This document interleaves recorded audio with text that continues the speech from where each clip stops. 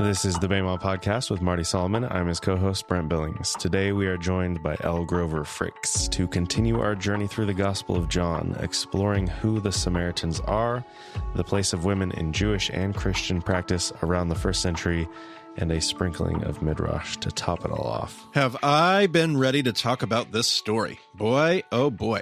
It's one of my favorites, and this... I mean, obviously we're doing it on the podcast, so now I got to have my stuff together. Have you been ready or have you not? And that's why Elle's here. All right. I see how this is going to go. That's okay. That's okay. No. I love this. This is going to be an amazing episode. So I actually wrote Elle for multiple reasons. Because I got super nervous. I've seen some ideas that I really liked when I looked into them. And so I formed this opinion about this story. And you remember, Brent, when we were interviewing Dallas Jenkins in part 2 of that interview, and he specifically asked me my thoughts on the Samaritan woman at the well. Do you remember this conversation? Oh, yes. And we had it, and I really did love that conversation. And I didn't mind the question nor how that conversation went. And he was gracious, and also at the same time, his response was essentially well, I definitely would not have done the show that way. Which I found to be a very gracious way of saying, I think that theory is crazy. Is that how you interpreted that? Yeah, and I think most people would probably agree with him. Probably. So I think I was nervous to actually, I've preached on it here and there. I've talked about it here and there, but I haven't done a podcast on this idea. And so I was getting more and more nervous as this got closer because I was ready. But I didn't want to seem like a total idiot. This was this is the moment where Marty becomes an idiot. So I wrote Elle for multiple reasons. I said, Elle, this is a story about a woman, and I just don't want to nonchalantly, just kind of be dumb and make some jerkish patriarchal statement. So I was running a couple things by her for that. But then I also wanted to see I'm going to make this theory in the episode, and am I crazy with the archaeology you've seen and studied in your time over in Israel and Hebrew University? And I just floating an idea by to see what her response would be. And she responded oh man, well, if you make that case, then this and this and this. And it was all positive. And I was like, and then I wanted to know what she was going to say. And I just said, you should just join us, because that way, if I do say something stupid or hopefully unintentional about a story about another biblical woman character, she can be here and help and tell me all the additional goodies that she has. So I'm excited about the conversation. I'm excited for the additional good stuff. And yeah, I'm always here to call you an idiot if you need one, and over email, That is the strength of the team, right? It there. is. I don't think I've ever done that. Just pointing out, I don't think I've ever called you an idiot. No, she hasn't. Always been very gracious, but also very appropriately bold and helpful too. So that's part of the reason why I wanted to have Elle on the team. Very kind. Very. Yes, to be clear, this is all very exaggerated. We're very respectful. We all have our own strengths and weaknesses, and we help each other. We lift each other up. That's right. Speak for yourself, Brent. Oh dear. Unless we're in Israel, then it's too hot to be really, really, keep it together, and then that's true. Things go down the drain. But okay, here we are. Story. Here we are. Boy, this is going to be fun, isn't it? Mm-hmm. We're 5 minutes in. We're having a great time. Brent, how about you get us started with the passage, and we'll see where this conversation goes. Okay. Now Jesus learned that the Pharisees had heard that he was gaining and baptizing more disciples than John, although in fact it was not Jesus who baptized, but his disciples. So he left Judea and went back once more to Galilee. Now he had to go through Samaria. So he came to a town in Samaria. I'm going to interrupt you, Brent. I can't even let you get into that. Is there anything that just, let me just say this out loud, and you guys can tell me if I'm crazy here.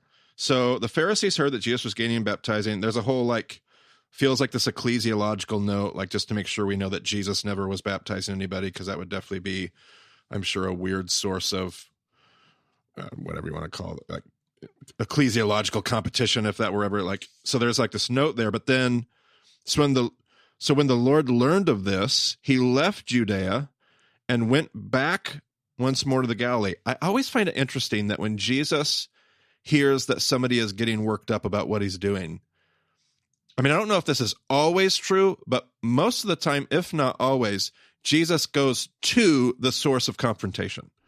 So when he hears that Herod, for instance, is upset with him in the Gospel of Luke, he goes and he sets up shop in Capernaum. And everybody thinks, like I've heard Bible teachers everywhere be like, well, he knew that he was causing some tension, so he went away. He didn't go away. He sat up right in the shadow of Tiberias, where Herod was, and like just started setting up work to do work there. Here he hears the Pharisees are upset, and he goes to Galilee, which is the home base of the Pharisees. Am I crazy there, or does that sound right? No, and that's exactly what he says to do in Matthew 5 in the Sermon on the Mount. He says, if someone has a problem, what do? You go to the person who you believe you have offended, and you speak to them about it. So he's just following his own advice. Wow, I love that. I didn't even see it but yeah, absolutely. Great. So here's a question. I think as it's portrayed in The Chosen, when he meets the woman at the well, he's coming from Galilee on his way to Jerusalem, maybe. So is this order? Bum, bum, bum. And I guess this story isn't in the other Gospels, but I'm just wondering, is this time frame where he's going from Judea up to Galilee, is it different? Well, you're going to have a huge conversation about like what John is wanting to portray versus how you're going to be forced to harmonize the different accounts. Yeah, the harmony is the problem here. For like the historical drama of The Chosen, like they have to root it in a historical linear timeline where John has the liberty in his gospel to move things around so the movement happens in the way that he wants to portray it. So that's going to be your wrestling match there. Yep. Okay. Now he had to go through Samaria, so he came to a town in Samaria called Sychar, near the plot of ground Jacob had given to his son Joseph. Jacob's well was there, and Jesus, tired as he was from the journey, sat down by the well. It was about noon. When a Samaritan woman came to draw water, Jesus said to her, "Will you give me a drink?" His disciples had gone into the town to buy food. The Samaritan woman said to him, "You are a Jew, and I am a Samaritan woman. How can you ask me for a drink?" For Jews do not associate with Samaritans. Okay, this is probably a good spot to just dive on into a little bit of context here. Here's the story. I think a lot of us have probably heard this story. We're very familiar with it. And I think we probably make some second nature assumptions about the story that throughout our journey today, we maybe want to call into question. So first of all, let's deal with the relationship. Like, what is Jesus doing when he heads through this region into the region of Samaria with the Samaritans? Elle, why don't you've spent some time studying all of this. How about you tell us somewhat of, and I think if I heard you correctly, you even had some experiences with the Samaritan worldview while you were over in the region of Palestine. Tell us more about who these Samaritans are. Absolutely. So when I was growing up in the church, I learned about them in the same way that sometimes our educational system just kind of glosses over the continued existence of the people. So I thought that they had, died out ages ago and had ceased to be, but no, they're still there. The Samaritans are still an ethno-religious group of people who live in the land. A lot of them live in the West Bank, so it also carries all of those current connotations. But there are under 1,000 of them. And the name Samaritan comes from Hebrew shamar, which we talked about when we looked at the different words for commandment. I think maybe in my very first episode that I did. And shamar means to guard, like it's a watchman word, someone who stands on the wall and looks over. So their whole deal is that when the Jewish people went into exile, 587, while they're up in Babylon is when they were composing the Talmud, right? All the halacha, how do we walk? How do we make sure we keep Torah so this never happens again? All of how do we keep our identity in the face of an oppressive empire that's desperately trying to assimilate us, right? So that's where these extra min chagim, these extra customs come into place. And the Samaritans view themselves as people who guard what the original revelation of God was. So they say, do not add anything anything to Torah. So there's actually a Samaritan Pentateuch, which we look at when we're comparing what might be an evolution in Torah later from a redactor, where you get on to all of that argument and stuff. The Samaritan Pentateuch is one of the places that you check because they have held on to what they believe is the original word. So they're still out there. They celebrate Pesach every year. It's insane. Pesach being, for all of our listeners who wouldn't know, right, being Passover. Yes. So that is quite the ordeal. And I think more people should be aware that they're still a people group and not talk about them as a mythical, once upon a time, they're with these people who blah, blah, blah. And the ethnic portion, of course, is that they are supposedly, the story goes, half original Israelites and half the Babylonian people who were sent down by the empire to help assimilation happen and to make sure that Yisrael and Yehuda were fully part of the empire. That's one of the tactics that they would use. And so that's where the racism piece comes into the story, but also the religious animosity, right? Because nobody likes to hear from another group, you guys have added to the gospel, right? You guys have added to what we're supposed to be doing. And we have the original thing. We have the heart of what God wants from us. And you guys have added on all of this stuff. And so that's also what's going on, which we can recognize some of that from the works of Jesus, right? And what he was teaching us about Shabbat and everything that I'm sure you'll touch on later. So I think it's interesting and poignant that early in his ministry, at least in this telling of John, he chooses to go there, like he's choosing to honor the fact that they have sought to honor the pure and single revelation of God. Oh, okay. Hold on. Okay. I'll jump in with a quick note. We do have an image of a group of Samaritans cooking for Passover that we'll put in the show notes. Yes, just so you can see what that operation is like. It's not a method that I've ever used for cooking personally, so it's pretty interesting to see. Yeah, it's like a group cooking project. They do not ascribe to the phrase "too many cooks in the kitchen." Apparently, It's all about community, Brent. Oh, I love it. Okay, so Elle said something that I feel like was a real cool, instructive lesson. I didn't want to let pass us by in the midst of towards the end of what she was saying there.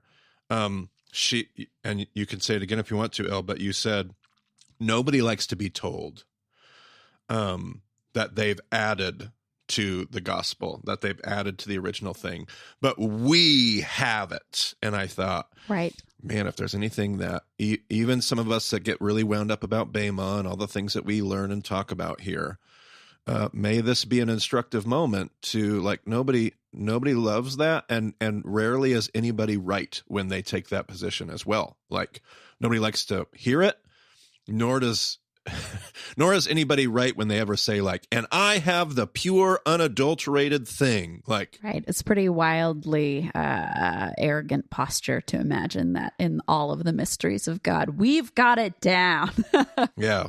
May we be, no matter our education. Yeah. May we be saved from that position and posture ourselves. Right. And so, yeah, so there is this, there is this religious animosity that goes both ways because of how they have found ways to scapegoat and accuse each other. For the Samaritans, the Jews have added to, they've laid all this additional stuff onto the real thing. For the Jews, the Samaritans were this intermarried, compromised bunch of folks from the story of old. Right. And this animosity was very real going both. I've read books before that tried to make the case that there was no animosity between Jews and Samaritans, and yet historical documents are full of this animosity, be it racist and hatred at times. There's a story of the Samaritans coming and strewing human bones during a Passover in the Jewish temple, which I'm not sure That's anything pretty could metal. be. What's that? That's pretty metal. Sorry. Yeah. Yeah, absolutely. So this was far from like a light disagreement, or they tossed some Facebook barbs back and forth. Like, Sure. These were two groups of people that, and I love what Elle said. How telling is it that Jesus, likely early in his ministry, like this would have been a shaping moment that the disciples would have had to have wrestled with for Right. months and years to come about who Jesus is and what he's trying to do, and like why or what. No. So I love that point, and that's great. Let's see here, and then I'm going to go back and just kind of point out maybe some of the assumptions maybe we make. So he goes and he sits down by a well, and it's the 6th hour, and a Samaritan woman comes out to draw water, and we're always like, oh, it's the middle of the day. And the only reason that she would be there in the middle of the day is because she's a social outcast. The only reason she would be there is because she's sexually immoral. And based on the other details of the story, she must be this social deviant. And I just want to point out like how loaded with all kinds of assumptions that conclusion is. Because there could be all kinds of reasons she could be at the well in the middle of a day. Mm-hmm. And I just have become, and maybe I'm wrong with this, Elle, but I have become super aware of whenever there's a female character in the Bible story, we are so quick to take any opportunity to make them a sexual deviant. Like they're obviously a prostitute. Right. They're obviously like, we're so quick to make that assumption. And I feel like it screws up how we potentially could read the story. Am I crazy? You're not crazy. It's definitely bizarre from my perspective, but like a super clear historical pattern. Pope Gregory, of course, famously confused the different Marys in the New Testament, which is like, come on, man, you're the Pope. But so he said that Mary Magdalene was a prostitute when she is not. There's no evidence that she was. He got confused because Miriam was such a popular name at that time. And so now we have everybody running around thinking that the apostle to the apostles, this huge figure in the story, is, a recovered prostitute, which, okay, cool. Great, everyone. Well done. Right. And we'll spend some time before we're done with John talking about her, I believe. Right, Elle? Absolutely. All right. We'll come back to that. Okay, Brent, I think just want to point out that's an assumption. I think we make it in almost every sermon I've ever heard about this. She's in the middle of the day. There must be a reason. Right. We don't know if it's sexual promiscuity, but she has 5 husbands. And, right. And so obviously that's why she's here. Right. I mean, even if she is a social outcast, which I think you're going to talk about, I mean, there's a million reasons to be a social outcast, but women are defined often by everyone by their sexuality. So, okay. So we want to just be aware of what the story does say, right, and what the story doesn't say. Right. Precisely. Brent Billings, take us back to the story. Jesus answered her, "If you knew the gift of God and who it is that asks you for a drink, you would have asked him, and he would have given you living water." "Sir," the woman said, "you have nothing to draw with, and the well is deep. Where can you get this living water? Are you greater than our father Jacob, who gave us the well and drank from it himself, as did also his sons and his livestock?" Okay, so I'm going to jump in here again. So Jesus says it, well, if you knew who I was, you'd ask me, I'd give you living water. She goes into this like weird little, obviously she's just silly and stupid, like goes into this crazy diatribe about wells and buckets and water. And obviously, silly women and their crazy ideas. But one of the things that's so interesting, Brent, is that there's a Midrash that predates this. It's in the Targums. I would say there's a really good probability that this predates John's writing. Comes from Jerusalem, Targum Jerusalem. I think we're going to put a link to this in the show notes, Brent. Targum Jerusalem, and it's a commentary on Genesis 28:10. And the quote from the Targum says this: 5 miracles were wrought for our father Jacob at the time he went forth from Beer-sheva. And it goes to this list of signs. The 4th sign, so there's 5 miracles. The 4th miracle, according to the Midrash, was this: the well overflowed, speaking of Jacob's well. So Jacob has this well. And the 4th miracle that of these 5 miracles that talk about the place of Jacob, the 4th miracle is that the well overflowed and the water would rise to the edge of it and continued to overflow all the time he was in Haran. Jacob never needed a bucket to get to his well, because every time he came to the well, the water rose right up to the top of the well and overflowed for him, so he never needed a bucket. So there's a Midrash about this, and this isn't just a silly woman. This is a woman who knows the oral traditions and the stories and says to Jesus, well, I know somebody who doesn't need a bucket, and you're here without a bucket. Do you really think you're as good as Jacob? Bum, bum, bum, throw down. Oh, this is quite interesting. And it's interesting to me that a social outcast would have such knowledge of the oral traditions. And I mean, it's possible, but we always, it's amazing. This is one of those stories, how little we know about the context. Mm-hmm. And we ridicule the biblical characters who actually seem to know so much more than we give them credit for. But Brent, what do you think? I think I'm adding all this stuff to the show notes right now. I love it. Elle, anything you'd add to that? No, it's great. I think it's compelling to imagine that she could be a social outcast who knows the oral tradition, and maybe that those that's true. Are tied together in some way, because especially with her status. But I know you're going to give a different direction, which is also compelling. So I'll let you do that. Oh, okay. Hooray. Brent, take us away. Jesus answered, everyone who drinks this water will be thirsty again, but whoever drinks the water I give them will never thirst. Indeed, the water I give them will become in them a spring of water, welling up to eternal life. The woman said to him, Sir, give me this water, so that I won't get thirsty and have to keep coming here to draw water. He told her, Go, call your husband and come back. I have no husband, she replied. Jesus said to her, You are right when you say you have no husband. The fact is, you have had 5 husbands, and the man you now have is not your husband.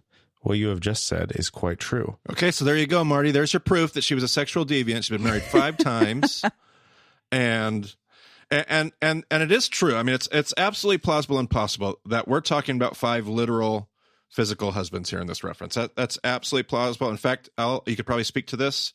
Women in those days, whether it be because they were widowed or whether like they got stuck in a social cycle where once that first initial marriage, if things weren't properly taken care of, or if you didn't have children, or all kinds of circumstances could push you into a cycle where the more and more you got married and the more and more like social, like kind of shame, you became this social refuse that got pushed to the margins and the edges. Yeah, absolutely. And it could have started with something as simple as like maybe her first husband participated in the rebellion that came just before this, so he was killed off by the empire. And so then she could have been seen as cursed, right? So then the divorces keep on coming, which was a completely one-sided affair and still is in Orthodox Judaism.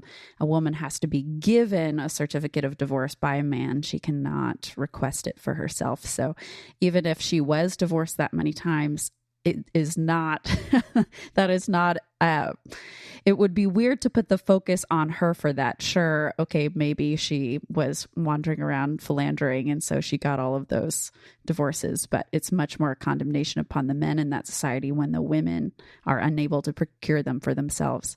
It's a huge justice issue right now in Orthodox society. Yeah, so it's entirely plausible that what we have here is a woman who's had 5 literal husbands. I'm just continue to be fascinated, though, by the details of the story, and we got some more coming that just don't seem to line up for me. There are some parts of this story that make me go, man, that just doesn't seem right. If all these assumptions that I've made are true, I'm missing something. So I wonder if maybe we'll circle back to these 5 husbands, but we'll see.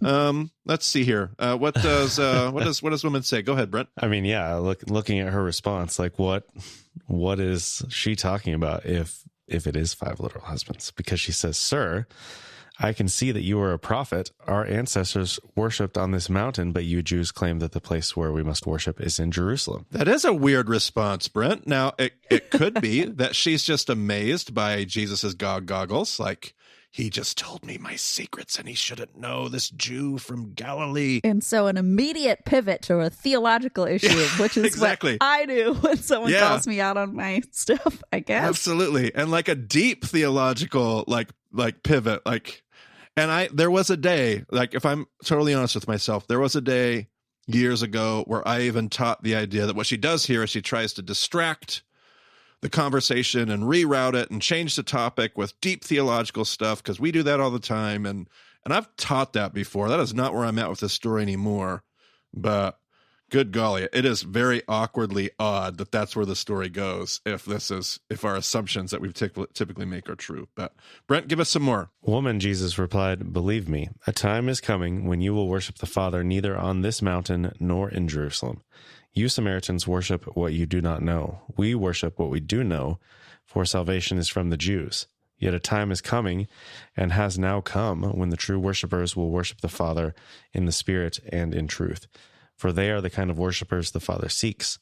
God is Spirit, and his worshipers must worship in the Spirit and in truth." Okay, so Jesus engages this theological question, but redirects it not purely back to like the same Talmudical, rabbinical, halakhic Judaism. He kind of pulls it to a whole, and maybe you can pull this together with the context you were telling us about Samaritans. It seems like they've critiqued the Jews, maybe even correctly at points because of where they're headed with their faith, but they've also done their own things with their faith, and Jesus seems to be pulling the conversation to there's a whole nother place that's for all of us. And neither, I don't know if I just want to say it as simply as neither one of us is right.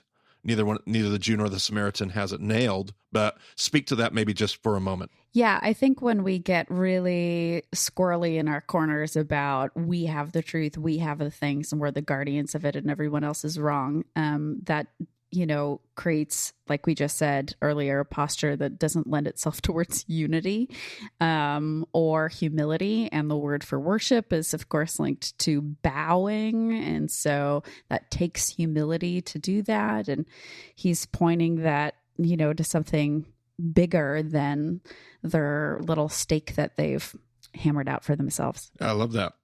All right, Brent, I think I'm going to try to let you read for a little while. We need to get some more details under our belt here before Marty gets too wound up. So let's keep going. Yeah, we'll see how that goes. The woman said, "I know that Messiah, called Christ, is coming. When he comes, he will explain everything to us." Then Jesus declared, "I, the one speaking to you, I am he." Just then his disciples returned and were surprised to find him talking with a woman. But no one asked, "What do you want?" or "Why are you talking with her?" Then, leaving her water jar, the woman went back to the town and said to the people, "Come, see a man who told me everything I ever did. Could this be the Messiah?" They came out of the town and made their way toward him. Which, by the way, sorry, here I am. That verse surprising no one. Marty can't contain himself, but it's good stuff. Go ahead. I just find it instructive that his disciples return and they're surprised to find Jesus talking to a woman. And I want to say this correctly. I'm glad Elle's here. Oh boy. Jesus is willing to kind of like shuck off social norms and whatever you want to call that, this pseudo social decency or expectation, in order to see and engage. Like, I just find that instructive, and I don't want to just like read over that. I think we read, because I know how much we tend to do this in our culture. Like, there's a right and a wrong. Men are allowed to do this. Women aren't allowed to do this. Like, there are these like social norms that there's a normative whatever. And Jesus is willing and I'm not just saying like he kicks against the goad every single time with every possible, but I'm saying he pushes against those when it's redemptive, when it's instructive, when it allows us to see a new way to be human and how to relate to one another. And in this case, when it comes to gender, am I crazy, Elle, with that? You're not crazy. Especially he was alone with her, right? Which also could have endangered his whole ministry if this particular piece of news had gotten out, the stories that could happen. And I think so often holding on to power is something that people in the clergy then don't want to take that step of showing someone else their humanity and giving them honor. And because, well, what about my ministry? Surely what Jesus was doing was more important than this woman, right? Apparently not. Ooh, man. Probably nothing there to see. Might as well keep moving. Go ahead, Brent. Well, and I was thinking about the disciples' reaction because I think normally our instinct is to look at the disciples as these, idiots who have no idea what's going on, and they're just like, they can't really keep up with Jesus. They just happen to be lucky enough to be along for the ride, and they come back and they are surprised. But I think they recognize, like, oh, Jesus is up to something. We're not going to bother him. We're gonna wait and what he's doing before we jump in here. Yeah, sure, absolutely. And I find that next verse that you read too. I didn't interrupt you soon enough. She leaves her water jar. She goes into town. She tells everyone, and they came out of the town and made their way. But I thought she was a social outcast. I thought she was this horrible deviant. I thought she couldn't even go to the well at watering time, everybody, right? Right. That's why she's there in the middle of the day, right? Mm-hmm. But now she runs into town, and now everybody wants to listen to her. The whole town comes out because the social outcast who can't even be at the well with everyone told them to. Does that not seem odd to everybody? That seems incredibly odd to me. Does seem odd here. All right, nevertheless. And Go ahead. and that little nugget will come back later too. So in the text. Meanwhile, his disciples urged him, "Rabbi, eat something." But he said to them, "I have food to eat that you know nothing about." Man, does Jesus not know how to just talk about water and food? Just keeps talking about spiritual drink that never thirsts, and I know food you have nothing about. Like this crazy rabbi. Then his disciples said to each other, "Could someone have brought him food?" "My food," said Jesus, "is to do the will of him who sent me and to finish his work. Don't you have a saying, 'It's still 4 months until harvest'?" Who has that saying, I wonder, that he's addressing? Don't you have a saying? "I tell you, open your eyes and look at the fields. They are ripe for harvest. Even now, the one who reaps draws a wage and harvests a crop for eternal life, so that the sower and the reaper may be glad together. Thus the saying, 'One sows and another reaps,' is true. I sent you to reap what you have not worked for. Others have done the hard work, and you have reaped the benefits of their labor." Okay, so Jesus tells them quite directly that there was absolutely a rabbinical. He's a rabbi. He knows what his lessons are. He came here with a purpose and an opportunity to teach them something, and he's trying to tell them, "I'm trying to teach you." What did he say right at the beginning of that? Let's see here. He says, "My food." So he makes all this stuff about water and food, and they're like, "Oh, did he eat something?" And Jesus is like, "No, I'm not talking about that kind of food. The food I'm talking about is being obedient, doing the will of him who sent me to finish the work." What does this work look like? It looks like going through Samaria, talking, breaking those social norms, to see people, to talk to people that need redemption, to engage the story. This is the kind of spiritual sustenance that I'm here trying to teach you about, trying to show you disciples very early in the ministry. Yummy. Okay, go ahead. Many of the Samaritans from that town believed in him because of the woman's testimony. "He told me everything I ever did." So when the Samaritans came to him, they urged him to stay with them, and he stayed for 2 days. And because of his words, many more became believers. They said to the woman, "We no longer believe just because of what you said. Now we have heard for ourselves, and we know that this man really is the Savior of the world." All right. So here's my let's pull this together. Here's Marty's theory. This seems, and it's not just my theory, we're actually going to link in the show notes another article. Doesn't necessarily land exactly where I land or say all the exact same things, but will outline some of the exact same reasoning of what you're seeing in this story. Elle took a look at the article for me as well, just to make sure I wasn't totally crazy. I actually had, let's see, the name of the author was Dr. Can you give me the name, Brent? Remind me of the name of I'm going to make you say it out loud, because I'm not sure if I'm pronouncing it correctly. Dr. Eli Lazorkin Eisenberg. Now, he's been referenced to me numerous times. I really like this. I don't know a whole lot about the Institute. Did you ever encounter the Institute over there in Israel while you were there? Elle, do you know anything about that? I'm trying to scroll back through my messages to look at the site again. Which institute? Oh, Israel Biblical Studies. Yep. Nope. But, I did kind of stay in my corner up there, so that doesn't say a lot. Yeah, I have not been able to vet the Institute or get a good sense. I sent some messages out today because I actually got an email this morning from pure coincidence, quote unquote, not connected to quoting his article today. His team reached out and contacted me this morning. I don't know what I'm going to do with it at this point, but I have not been able to like vet the institute a whole lot, but I have received numerous emails from people that are connected there and whatever. So I really like this article. It doesn't seem crazy or wacky. And actually there are these beautiful connections that I'm not even going to deal with today that Elle saw as well and loved too. So we're going to link that article in there, do some further reading and some further research on that if you want to dig into that. But it seems odd to me that this woman is this social outcast in the middle of the day at a well. The conversations they have are unbelievably like they're practically on par with the conversation that Jesus has with Nicodemus. Like you can argue with that, but I'm going to say they're not far off. Like the depth and the level of conversation they're having on a theological level, on like she's going toe to toe with a Jewish rabbi talking about Midrash, talking about theology and practice, talking about the story and history. Is there another reason that she could be at the well in the middle of the day? Well, wells were seen as very sacred places, almost spiritual places. In a more pagan society, it was often where idolatry was associated with a well.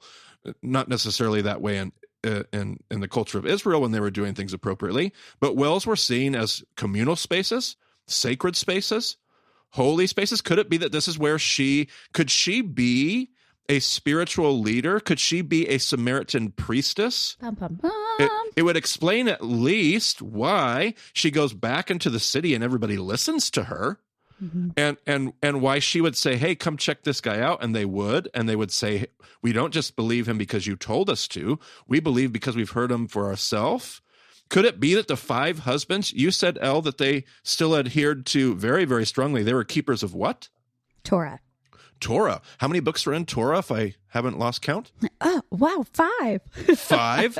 Could it be that she, as a priestess, is actually married and wed to Torah, and these aren't 5 literal physical husbands, but that she has a calling to Torah, which is good, and they're real husbands, but she has this other thing that she's living out that may not be a legitimate spiritual marriage, if you will? Could there be that conversation taking place? Could this be when I read this story, I don't see this woman who's been married 5 times. I see a spiritual leader in the Samaritan community, and Jesus purposely sets up a conversation to engage in a dialogue between these 2 worldviews and ends up bringing, we'll call it the gospel, to the message of Sychar in Samaria. Would there be, Elle, again, I'll ask you, am I crazy? Would there be any other historical conversation that might even lend to this way of viewing the story, or am I just nuts? Well, it's always fun to tell you that you're just nuts, but we actually do have some very exciting archaeological evidence that came out in 2020, just proving that not everything that happened in 2020 was bad, right? Give us something good out of that calendar year, please. Right. So from Brown, they have an amazing Religions of the Ancient Mediterranean program. And Brown University, that is, right? Brown University, okay. Yes. Ivy League, top of the game over there. Dr. Bruton compiled a bunch of inscriptional evidence that informed us and illuminated new things for us about the place of women in Jewish and Christian religious practice during the 1st century and before that as well. So inscriptional evidence, what does that mean? So all the time in necropoli, synagogues, etc. Sometimes you have inscriptions on pillars. Sometimes it's on tiles. Sometimes it's on the sides or over the doors. There's a really famous inscription in the city of David, just south of the old city, that says, just as an example, Theodotus, son of Vetinus, this priest and head of the synagogue, son of a head of the synagogue, grandson of a head of a synagogue, built this synagogue for the reading of the law and the teaching of the commandments, as well as the guest room, the chambers, and the water fittings as an inn for those in need from abroad, the synagogue which his fathers founded with the elders and Simonides. So just like if you go into a big auditorium, it'll be called like the Mary J. Johnson Auditorium. It's that, but for back then. So we have all these inscriptions all over the Mediterranean of this kind of thing. And Dr. Bruton went through all these, the field notes, the archaeological records of the old school archaeologists who, plot twist, were a whole bunch of white dudes, and noted that they had written things like, oh, must be a misspelling, or, oh, that can't be right, or, oh, she must have been the daughter of this title. And so she went and, ran a thorough investigation and came out with the following findings, which are just so exciting. From these different inscriptions, we now know that before Jesus and during the time of Jesus and after the time of Jesus, women were the heads of synagogues, just like Theodotus there. It says priest and head of the synagogue, archysynagogos. They were the heads of synagogues, the senior leaders. That was there were women. Women were elders, presbyteros, if you want to know the Greek, right? And we know that it's not just that they were old, revered figures in their community, because we have their death dates on there, and some of them were still in their late 20s, but were being called presbyteros, and obviously that's not old. Women were matresas, so that's a Greco-Roman idea. They're the senior leaders, board members, patron mother of Jewish and Christian spaces. We also, which is the part that's very much pertinent to our conversation here, see women as priests. So the word there is hieresa. I don't speak Greek particularly at all. I speak Hebrew, but it's the Hebrew Kohen. That's the Greek equivalent of that. So we have three records that we've found so far. One in the Egyptian necropolis, one in Rome on a Torah shrine. Her name was Gaudentia, and she was only 24 years old. And then one in Bet She'arim up by Haifa, painted in red. It says Miriam, and she's from the 300s, actually. So going on post Jesus. So what's particularly interesting is it says, just like the one that I read as an example earlier, it'll just say Miriam, priest of this community. And there's words for daughter of priest. There's words for husband of a priest, and those aren't the ones used. So, Mr. Shlomo, Mr. Solomon, you're not completely off your rocker, because we do know that women were present in all of these titles: heads of synagogues, elders, senior leaders, mother, patron, board member, and priests. They were there. Might not have been the norm, but they existed. Well, and I'll just reiterate, I love all that. That was fantastic. I was taking good notes over here. Mm-hmm. The reason we bring that up here is just to simply say this is not a crazy, far-fetched idea to see that, especially in a Samaritan culture. There'd be no reason why that wouldn't be true. Those aren't bad assumptions to make. I know a ton of our listeners are probably wondering, like, are you also trying to say a bunch of other things about other things? Not necessarily. We purposely don't get into those conversations because those should be left for our local communities and assemblies to wrestle through all of that. But those things are relevant. I mean, I can't tell you how many times I've been told, like, we don't have any historical evidence for the female presbyteros. And that was from the same group that decided that those pieces of evidence were just misspelled or something, right, Elle? If I heard you correctly. Precisely. Convenient. Yes. So I don't know what you do with that, or what we feel like we're called to do with that. We'll leave that up to our own faith movements and traditions. But is it relevant? Sure it is. Is that why we're bringing it up? No, we're bringing it up because it's relevant to the story of John. It's in the text. We're looking at the text. We're looking at it in the story of John. So that's why we bring that up. Yep. Yeah, I think regardless of where you land on the idea of whether the husbands were literal or not, you can't call this woman a social outcast, because the text itself clearly states that they believed because of her testimony, and that just does not work. So yep, we have that at a minimum. Yeah, no, it's a great point. Now, Elle, before we close, like there were some like beautiful like midrashic connections, and you were talking about all the stuff you continued to look at when you looked at Sarah, and tell me more to close. Give me some closing thoughts before we. Oh my gosh, closing thoughts. Okay, if they're going to be could closing. You just summarize this huge idea? Could you just do that? Okay, well, put on your Midrash seatbelts then, because we're going to go like 70 miles an hour to get all this good stuff. Okay, so there is this connection, and it comes up in the article that Marty shared with me, which is why I brought it up, with this well in Shechem. What's the biblical significance of Shechem, Marty or Brent? Whoever presses the buzzer first. Well, it's the story where the assault of Dinah happens. That's true. Ma'od, what else? It's the place. Buzzer went off too slow. It's a place that 70 miles an hour. We don't have time for such things. Okay, it's the place that Yosef's bones are buried. Oh, yes. So you're going to have those two associations. The first, that's a whole different podcast episode, but has some pretty immediate connections if you want to make them right about the significance of women and the way that they get overlooked or not.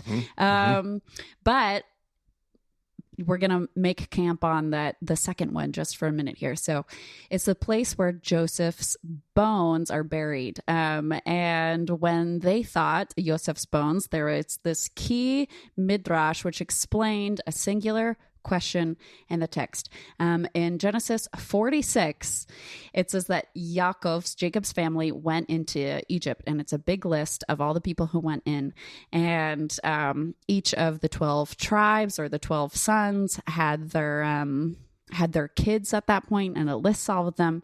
And in the middle of all of that is this woman named Sarah, and she's described as the daughter of Asher and sister to her brothers. So that's unusual, right, for a woman to be included in genealogy, although we see Matthew, of course, do that in Jesus's genealogy, but I digress. So why is she there? And then our second question that comes out of that is in Numbers, chapter 26, Serach, bat Asher, daughter of Asher, is listed again as they're standing on the barren plains of Moab about to come into the land. So how on earth did she live from the time that they went into Egypt to then? So the Midrash has, of course, as it always does, a wonderful story that answers other questions in the text.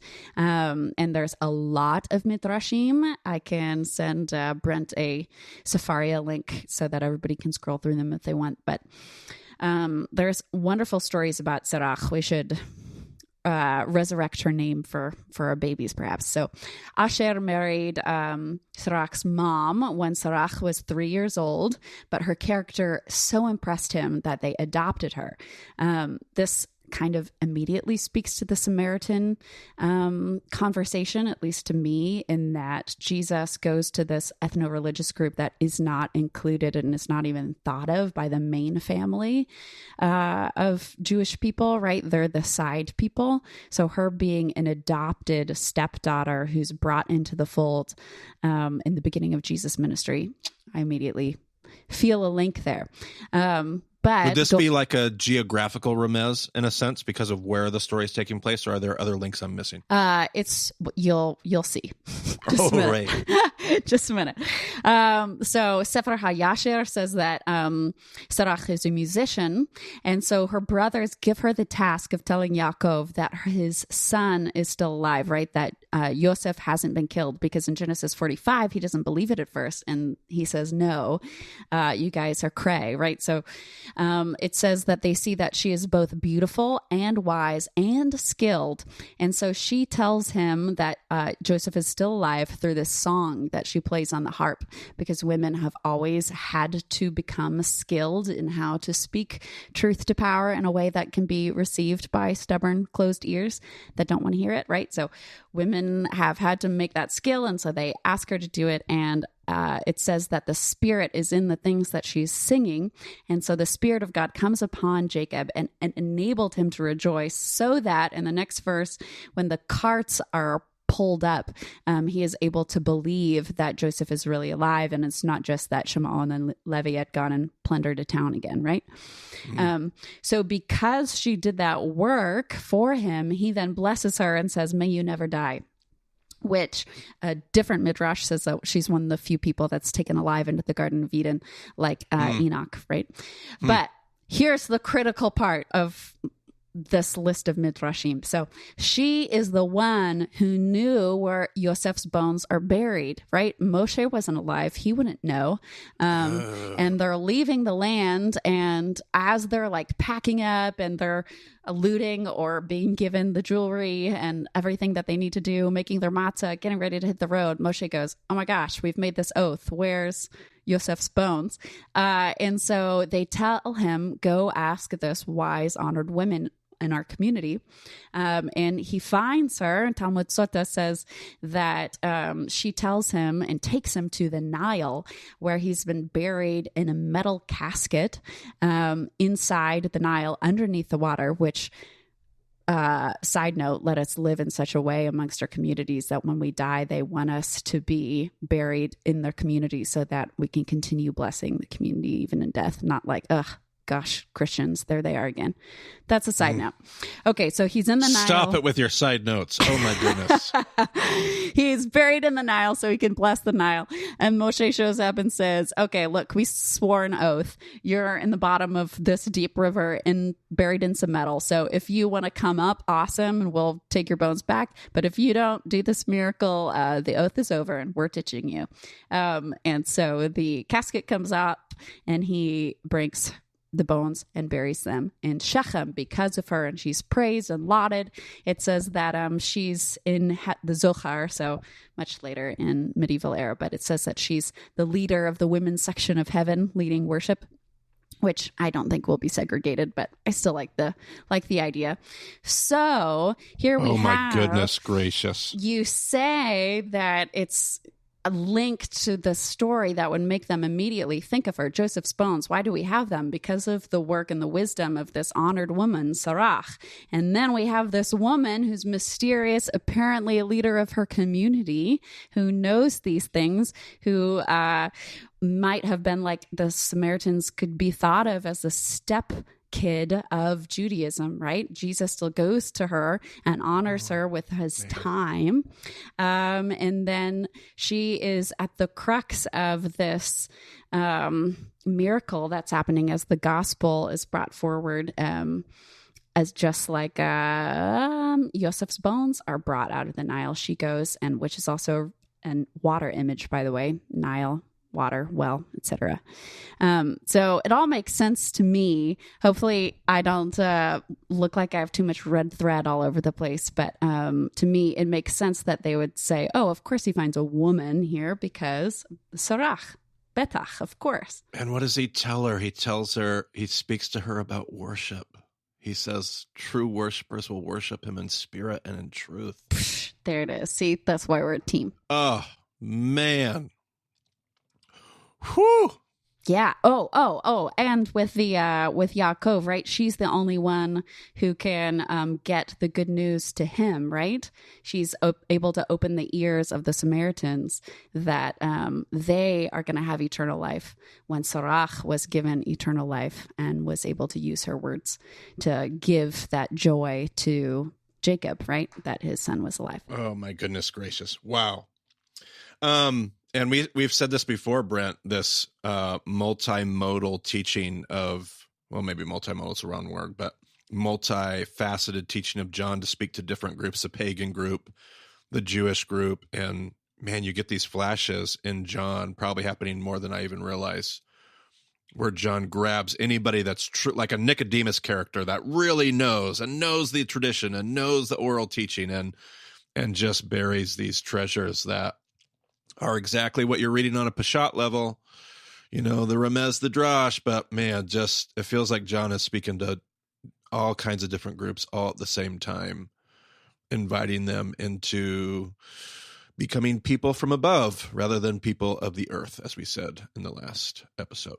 But man, that's good. Yeah. Whew. Good stuff. Also good was you being in the hot seat as Elle was quizzing you. That was very enjoyable for me personally. So. I was just waiting for you, Brent. That's all I was doing. I was just waiting for Brent. Oh, yeah, sure. Okay. Giving an opportunity to honor you that was missed, Brent. Yeah, well. Oh, well, I miss lots of opportunities. That's just For the honor. way it goes for me. It did serve me right. I don't know if I'll set myself up like that too many more times. Excellent. All right. Well, are we good for this episode? We're coming up on an hour. I think. And there's some stuff in there you're going to have to go back and listen to a second time. That's what I was thinking. Wow, man. Yeah, for sure. Okay. Well, if you want to get a hold of Marty, you can find him on Twitter at Marty Solomon. I am at EIBCB. Elle continues to be at her website. ellegroverfricks@gmail.com. Or email, yes. Not on Slack yet. Not yet. I'm a bastion someday. of solitude. Anyway, it was good, and I'm sure people will reach out if they have more thoughts or questions. So Absolutely. All right. Well, thanks for joining us on the Bema Podcast this week. We will talk to you again soon with more on the Book of John.